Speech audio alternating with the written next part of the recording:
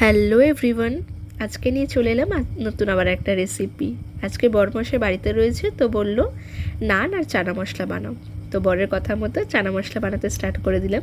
তো এখানে দেখছো কাবলি চানা প্রায় 150 গ্রামের মতো রয়েছে। এটা আমি ভিজিয়ে রেখেছিলাম অনেকক্ষণই, প্রায় 4-5 ঘন্টা। তারপরে এটা আমি প্রেশার কুকারে বয়েল করে নিচ্ছি। আর মশলার জন্য নিয়েছি পেঁয়াজ কুচি, কাঁচা লঙ্কা কুচি, আদা রসুন গ্রেট করা আর টমেটো কুচি। আমি আজকে মশলাগুলো বাটিনি, এরকম কুচানো দিয়ে আর গ্রেট করা মশলা দিয়ে রান্না করব। তো কড়াইতে সর্ষের তেল নিয়েছি, তোমরা চাইলে সাদা তেল ইউজ করতে পারো। তেল গরম হলে পেঁয়াজ কুচি, কাঁচা লঙ্কা চিড়ে রেখেছিলাম, টমেটো কুচি, আদা রসুন গ্রেট করা দিয়ে নাড়াচাড়া করে নেবো বেশ কিছুক্ষণ। তার মধ্যে হলুদ গুঁড়ো, স্বাদমতো নুন, লঙ্কা গুঁড়ো, জিরে গুঁড়ো, ধনে গুঁড়ো সমস্ত মশলা দেবো। আর দেবো চানা মশলা আর কাশ্মীরি লঙ্কার গুঁড়ো।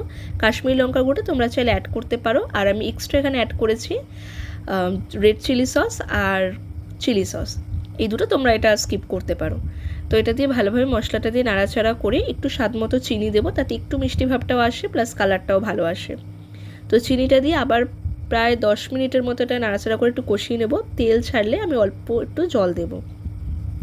যখন দেবো মশলাগুলোর থেকে একটু তেল ছেড়েছে, তখন আমি এর মধ্যে বয়েল করে রাখা যে কাবলি চানাটা সেটার মধ্যে অ্যাড করে দেবো। আর এটা বেশ আমি প্রায় আমার প্রেশার কুকার প্রায় 8-10টা সিটি দিতে হয়েছিল।